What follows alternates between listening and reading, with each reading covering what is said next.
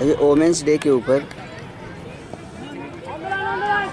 ऐसा मानना है कि अगर आप एक बेटे को पढ़ाते हैं तो आप सिर्फ उसे ही पढ़ा रहे हैं, लेकिन अगर आप एक बेटी को पढ़ाते हैं तो आप एक खानदान को पढ़ा रहे हैं। बेटे को पढ़ाते हैं तो आप सिर्फ उसे ही पढ़ा रहे हैं, लेकिन अगर आप एक बेटी को पढ़ाते हैं तो आप एक खानदान को पढ़ा रहे हैं। और यही बात खेल के लिए लागू हो सकती है कि अगर आप अपने बेटे को खेल में प्रोत्साहित कर रहे हैं तो आप किसी भी सोसाइटी में लड़की का हर रिलेशन में बहुत महत्व होता है जी, चाहे वो माँ के रूप में हो या बेटी के या बीवी के।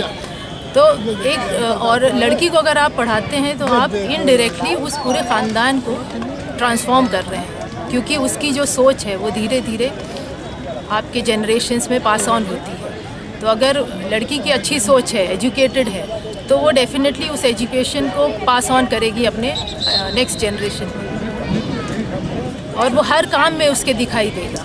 चाहे वो ये ज़रूरी नहीं है कि वो खेल ही में आगे आए या वो कोई जॉब ही करे, पर वो जिस तरह से हर रिलेशन को निभाएगी वो ज़रूर उस सोसाइटी को ट्रांसफॉर्म करने में, बेहतर बनाने में योगदान देगी। चलिए, thank you very much ma'am, thank you. बेटे को पढ़ाते हैं तो आप सिर्फ उसे ही पढ़ा रहे हैं, लेकिन अगर आप एक बेटी को पढ़ाते हैं तो आप एक खानदान को पढ़ा रहे हैं।